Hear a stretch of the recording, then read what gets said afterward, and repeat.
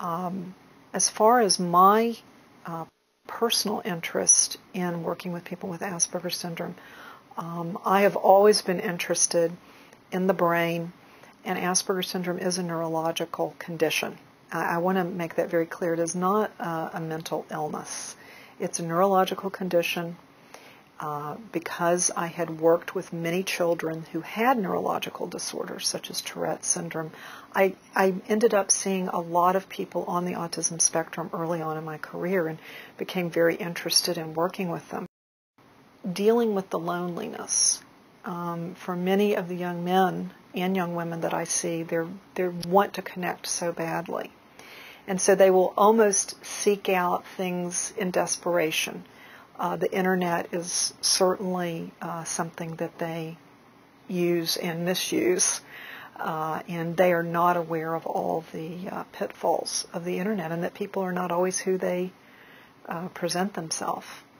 And they are often taken in by sexual predators, or can be perceived as sexual predators themselves because they don't realize that they're talking to an 11-year-old girl. The problem is Asperger syndrome is a hidden disability. It's not always apparent. People with Asperger syndrome look very normal for most all intents and purposes. It's nothing that's obvious.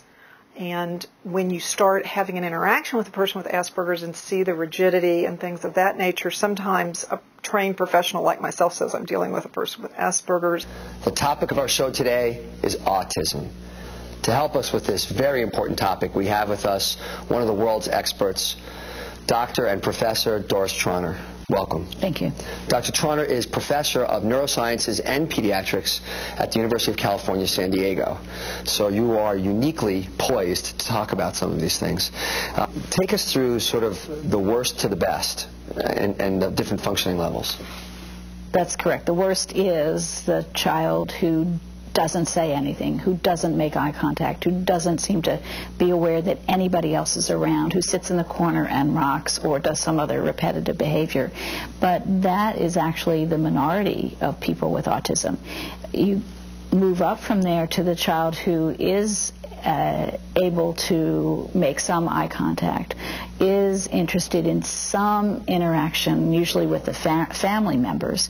They may sit on the parent's lap or want to be hugged or want contact with the family in particular. You can then move up to a child who actually has pretty good language, who is able to express his or her wants or needs fairly well, although usually not in complete sentences, but they may be able to use enough language to get across their basic needs. And then you get the highest level of functioning, and that is people that generally refer to as either high-functioning autism or Asperger syndrome. And these are individuals who actually have fairly normal language. They may have somewhat unusual language, but they are able to speak in complete sentences most of the time. They're able to interact fairly well with other people on a lot of levels, and they have normal to very high intelligence. And the whole spectrum of autistic disorders is generally referred to as pervasive developmental disorders. Geniuses throughout history, including Albert Einstein, Andy Warhol, and Emily Dickinson, have all been thought to have had Asperger's. We need to focus more attention on adults with autism, because even though the numbers are growing,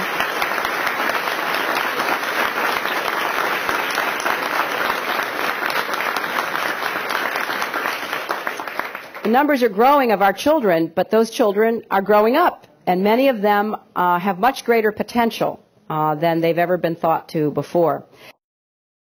People on the autism spectrum, in general, are very misunderstood for their sexuality, and they have the same sexual needs as everyone else.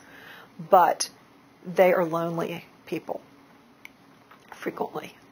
They have few outlets, or they don't know how to appropriately initiate relationships with people.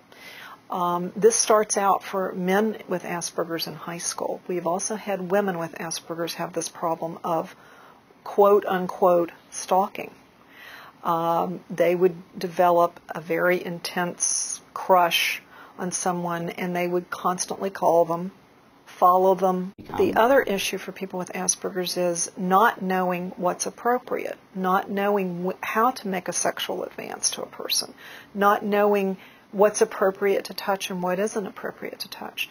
These are all things that have to be very concretely and specifically taught to them from the age of adolescence, well, from the age before adolescence, but particularly during adolescence.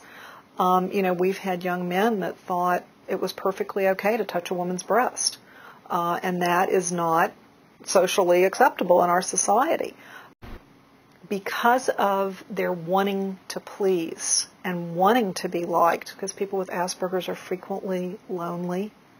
They're loners, not by choice, but they have a hard time connecting with people. So they are easy targets because they want to please. They don't read between the lines. They're not socially astute enough to pick up when they're being conned. These are the kids that in school, the bullies all found out, oh, he'll give you his lunch money every day. And they frequently get used like that.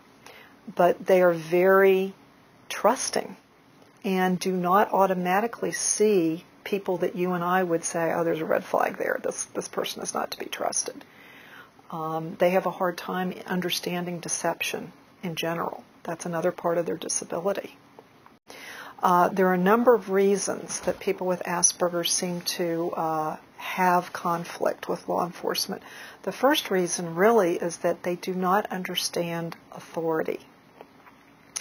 This starts out when children with Asperger's are young. A lot of times they don't understand that the principal at school is the authority figure, and they will talk to the principal just like they would talk to anyone else.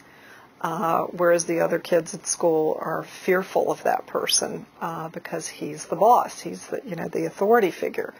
People with Asperger's frequently do not understand the concept of authority.